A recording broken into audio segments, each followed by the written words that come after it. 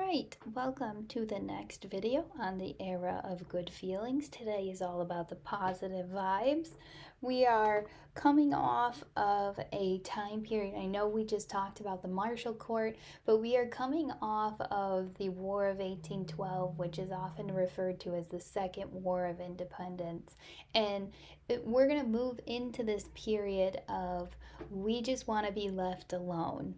The United States has now fought more wars than we would like to have fought, and we want to be in this period of just building our nation and kind of stepping away from politics. So you'll see that very much in the era of good feelings.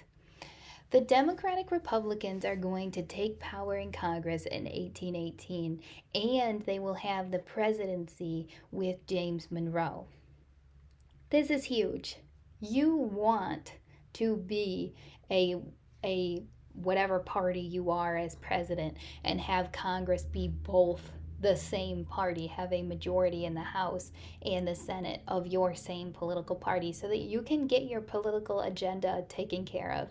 You can pass what laws you want to. You can do whatever it is that you have set out to do during your time as president or as a senator or as a representative because your party has control. There's nobody to stop you. When the Democratic Republicans take the presidency, James Monroe defeats the Federalist Rufus King, and that's the last Federalist. That party that founded the nation. This is it. We are done now.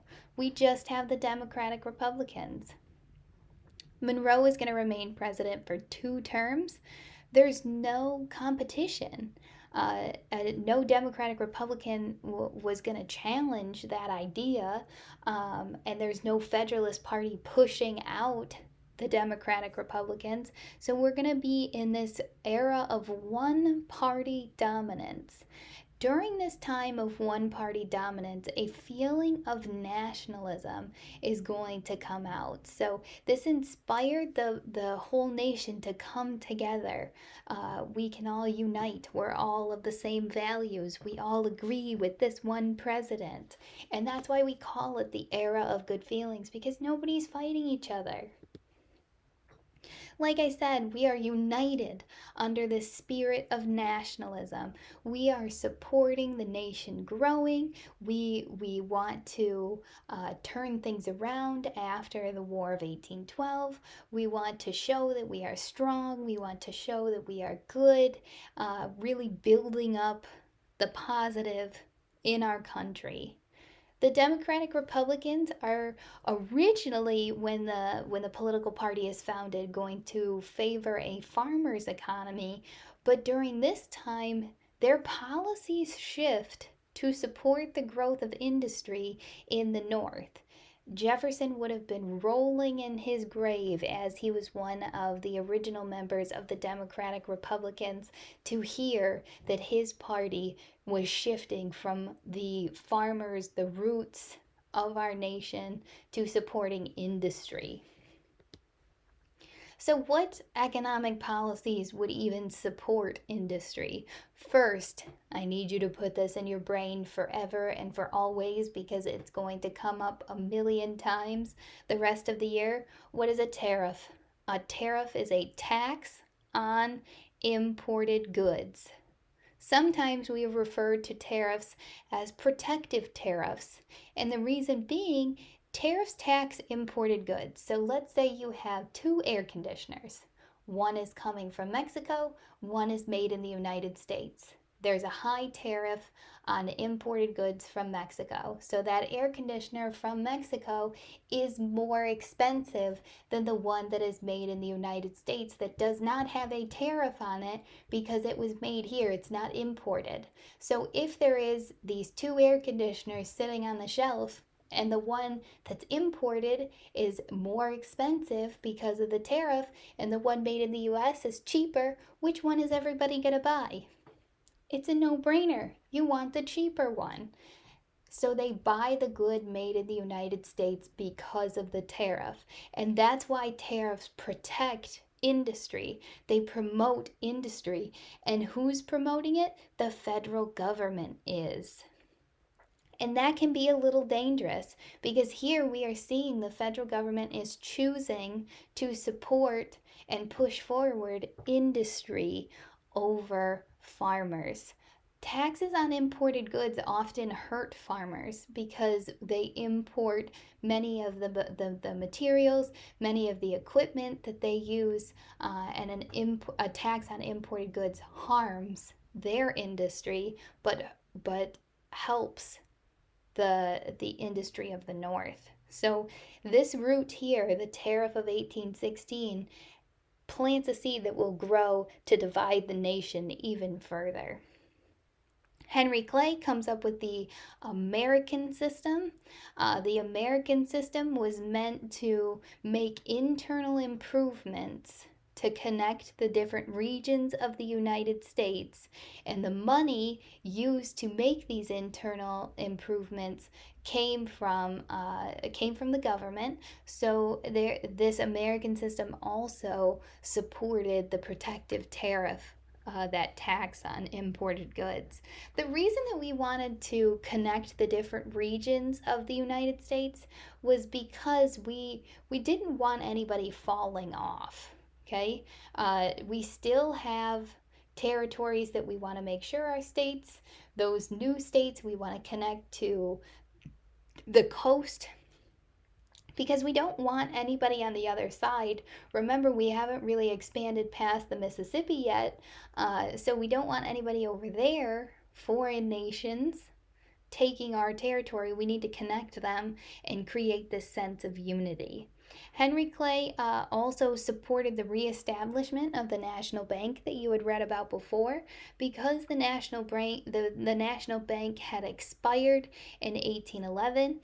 States had begun printing their own money again. That is dangerous. When there's too much money printed, that causes inflation. We can't have that happening. So in 1816, the Second Bank of the United States is going to be reestablished because we need to regulate that money supply. So what the heck do I mean by internal improvements? What does that mean? Internal improvements like canals. These are more efficient. These make water transportation more efficient, and they link farms to cities, making transporting those goods even easier. The canal that you need to put a star next to, that you need to know, is the Erie Canal. The Erie Canal connects Lake Erie to the Hudson River, which is the entire New York State from one side to the other, 363 miles from one end of the state to the other. So we're connecting the rural part of the state to the industrial part of the state. Other internal improvements are going to be roads. There are turnpikes that are built at this time, not like the turnpikes that you see today, those big highway systems, but these are going to be roads where tolls are collected. Those tolls are meant to be used to improve the roads and make traveling easier. So these are some of the internal improvements that were a part of that American system. The Industrial Revolution. This is like part one of the Industrial Revolution.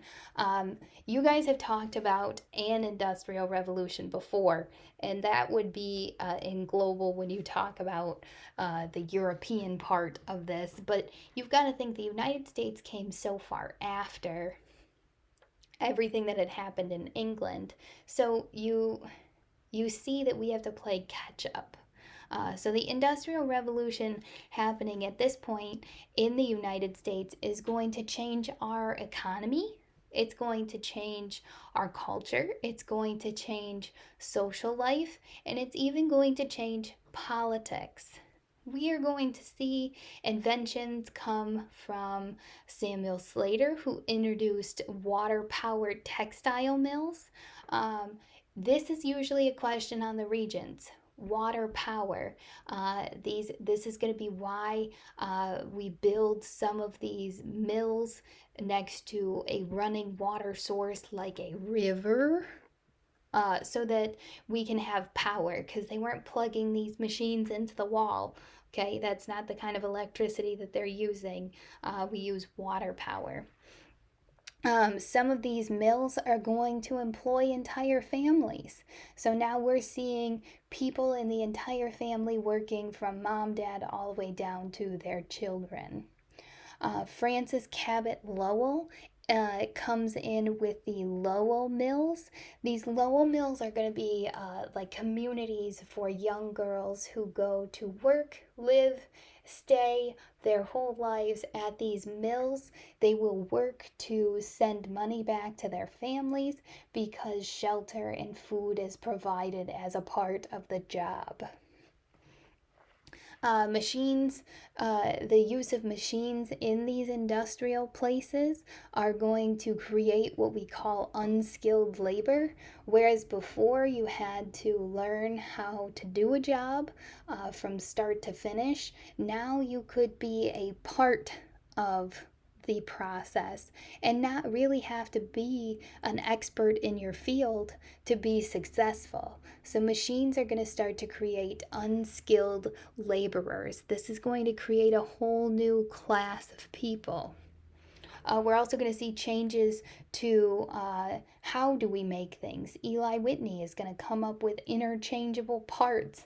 This is huge because now we could make the same part that could be used for many different manufactured goods. So we can mass produce. It becomes more efficient with interchangeable parts to make goods.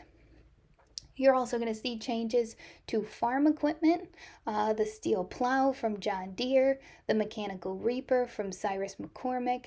These are going to be huge when it comes to making life easier because that's the job of industry. That's why we're creating these new products to make life easier. And that's exactly what things like interchangeable parts, the steel plow, the mechanical reaper, that's exactly what they do. So key innovations, key inventions that we have, the toll road, the effect there is going to be expanding transportation routes, which means that we can trade more goods further, faster. Steamboats and canals contribute to that moving goods further, faster. Remember, the Erie Canal is what we need to know there. Railroads, this is a more expansive way of moving goods, where canals kind of limit you to only where water has existed. The railroads can take you from east to west where maybe transportation hadn't gone before. Textile mills. This is going to increase the speed of producing textiles and providing jobs for more people. Remember, we said the whole family can work in these textile mills. And we've got interchangeable parts making the efficient production, making production efficient with using one part for a wide range of manufactured goods. So we've got all of this going on within the United States, but what the heck is happening on the outside? Because the world is still spinning, other countries are still advancing. The Monroe Doctrine. This doctrine is going to be passed under President Monroe, but created by the Secretary of State, John Quincy Adams. Secretary of State, remember, their job is to deal in foreign affairs, and this is going to be created in 1823. So let's get a little background. Great Britain, Prussia, Russia, and Austria had formed what was called the Quadruple Alliance in 1815. They are going to bring France in to make it the Quintuple Alliance in 1818. The goal of this alliance was to recover the colonies that had now been independent from Spain. Those colonies were in Latin America. Now, the United States, we do not want European nations coming to our neighbor to the south in Latin America and forming colonies. Because if they did, those colonies would be directly south of us. which means that Europe could attack us from the south. We don't like that. So Monroe and Adams will selfishly want to protect these new republics and treat them as potential allies. We're going to feed them the idea of, you're on your own now. We can help you. Stay independent. Don't rely on them for any help, because at the end of the day, we really just didn't want Europe being too close to us and potentially attacking us again. So what do we do to solve this problem? Uh, the United States is going to propose the Monroe Doctrine. So in order to do this, the US and Britain agree not to try to annex Cuba or Texas. So the United States, we did want to expand. We wanted territories such as Texas. We wanted territories such as Cuba.